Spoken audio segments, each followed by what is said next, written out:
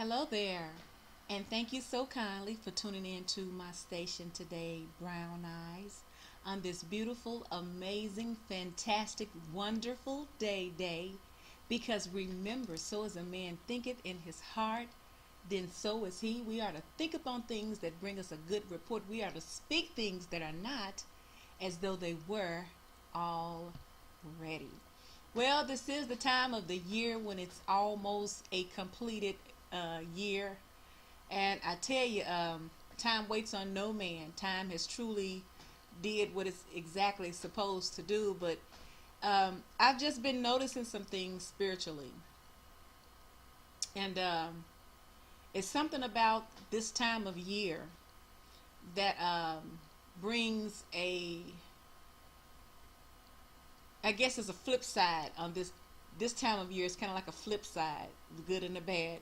The good side means that everybody is so happy, so full of joy, so thankful, so giving, so expectant, uh, just just full of joy and excitement. And then on the other hand, excuse me, there are those who probably feel hopelessness, alonement, uh, fear, sorrow, sadness.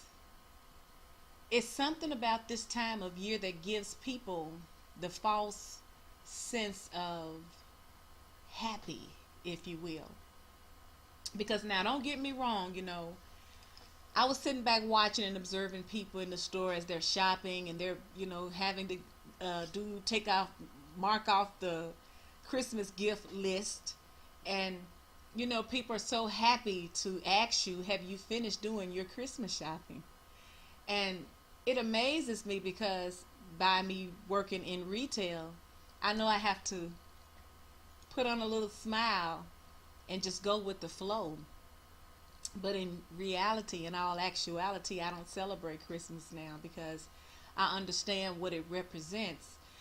And I'm not here to knock anyone because celebrating Christmas is a mindset. I think we all were programmed the exact same way into believing that in order to be happy, in order to be normal in this world, you have to go with the flow.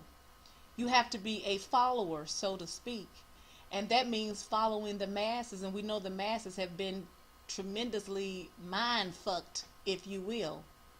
But I thought, just like a lot of people still think today, that if you didn't have things under your Christmas tree, first of all, if you didn't have a Christmas tree, if you didn't have gifts and things under the tree, then that means that God didn't love you some kind of way, or you were a failure as a parent because you couldn't go buy your child all of the useless toys and BS gifts and all those things like that that's so irrelevant.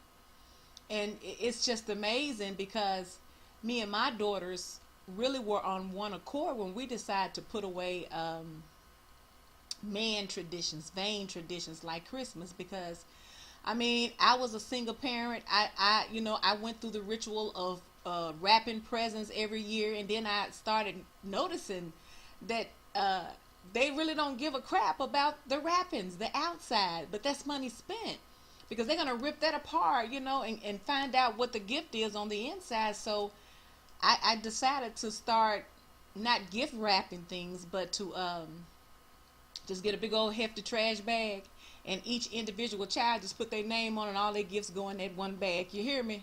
And we didn't have any extra trash at that time. Like you go down the street on Christmas Day and you see trash cans overflowing with trash because of the gifts and stuff. We didn't have that, but it was still vain living and vain traditions of man. But we didn't know any better because we were taught that way. I can recall being a little girl and my mom running game on me, telling me, if you don't go to sleep, Santa Claus is not going to bring you a gift. And he knows when you're asleep. Now, you can fool us, but Santa Claus knows all things. He knows if you're actually asleep or not, and you will not get your gifts. And as a kid, very impressionable, I wanted gifts to come from Santa. So I can just remember hearing my mom them just busy trying to make me think that Santa Claus is coming in late at night to bring the gifts, and I'm at because I remember one night I was fake sleeping. I had my back to her, but in actuality, I was wide awake inside. I wanted to see Santa. I wanted to meet him face to face, sit down and have a little talky talk. But if Santa saw me awake, I wouldn't have got those gifts. So I can just recall as a child listening to all of the bullshit games my parents were playing on my mind instead of just being real with me. You know what I'm saying? Because I actually thought that this man that didn't know anything about me was thought enough of me, that he didn't know anything about me, but he still thought enough of me to bring me not all the gifts, how ironic, I wanted, but he brought me something. And so when I grew up, and I really learned early on that there was no such thing as a Santa Claus. Santa Claus was us. You hear me? And we were children. When we were children, honey, sometimes we had to miss Christmas because we couldn't afford it. Celebrating Christmas for me as a child was just being thankful enough to have something to eat, let alone toys and carrying on. You hear me? But it's such a disadvantage because when you really love a person, love is self-exclamatory, that I'm learning. Because you can scream, I love you all you want, but it's absolutely nothing without before actually showing those things. If you start off showing a person that you're really sincere in your emotions towards them and you really do love them and care about them, then when you do say you love them, then they believe you. They don't question that. But nowadays, people judge your worth based on what you're getting for Christmas, and you do your Christmas shopping. I know you can't afford it, but we're going to do it anyway because society is doing it. Society tells us to do this in order to have a piece of the American dream. But it doesn't give you a emotional and spiritual. It may give you a temporary emotional fix, but spiritually it leaves you more empty because you're worshiping a festive day. And most people really don't know the real meaning of it. We've just been, man, oh my gosh. That is the most genius trick an enemy can do to a person, is to manipulate your thinking and serve and feed you, force feed you lies from generation to generation to generation till you would die for that. And you have no facts that it is true. And if you really stand up and use your own intellect, because we're all very highly intelligent people, if you just took the time to just use your own thinking and your own judgment, you yourself will come up with the conclusion that all these days that we're spending money into really doesn't make sense. Now, even if you think about all of the holidays, they have a history to them. And the history that we were taught in school is just like a sugar-coated history. It's so far from the truth. It's just like the Bible. It's just going to give you a little piece of it, but it's going to make you look a certain kind of way and another person look a certain kind of way when a person is controlling the narratives, if you will. But when you're celebrating a pagan day, because all holidays are pagan in nature, there's a spirit that goes with that.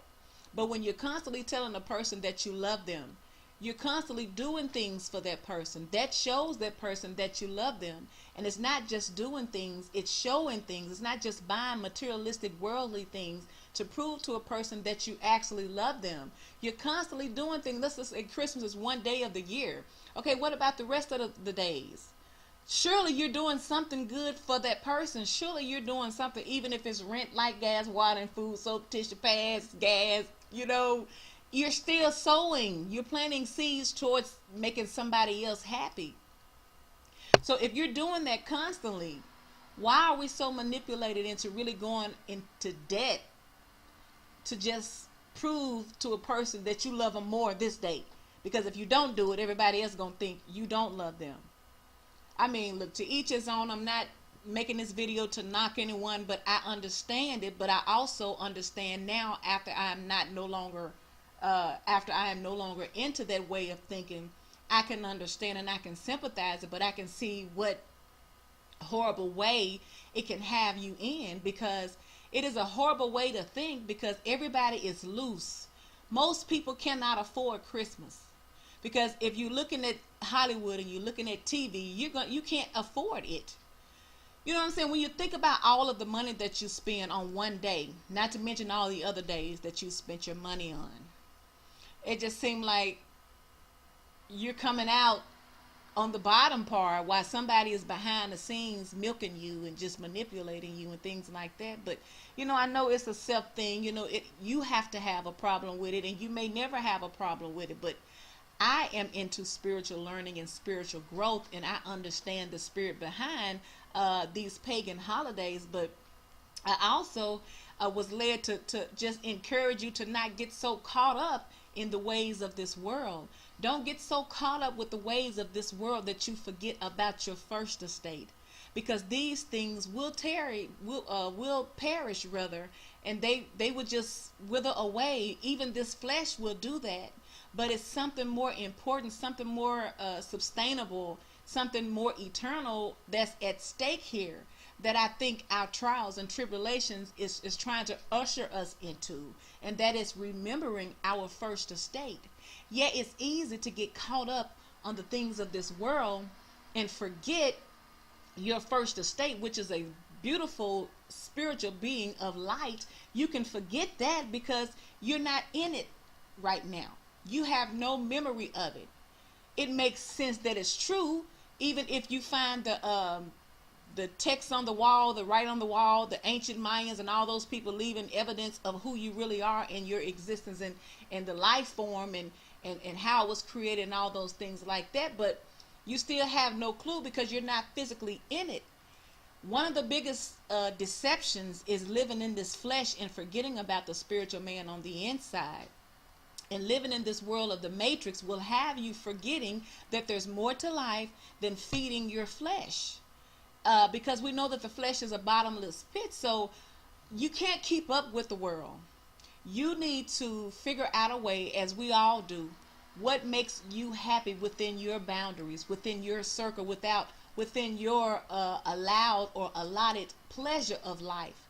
Because we've all been given a portion of everything. Believe it or not, we've already been given a portion of sorrow, happiness, pain, sadness, gladness, bitterness, anger. It has, excuse me.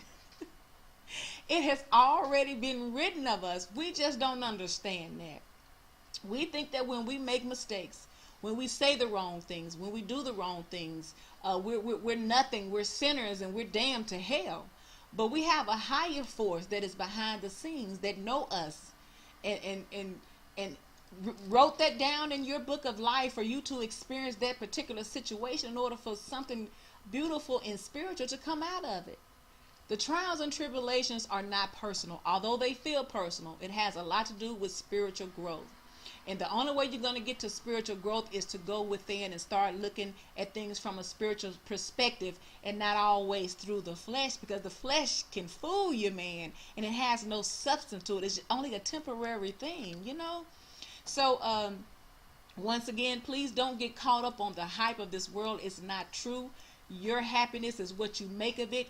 You're constantly showing people that you love them every day of your life in some way, form, or fashion. You're constantly doing good things for people. If not, start it. Practice doing it.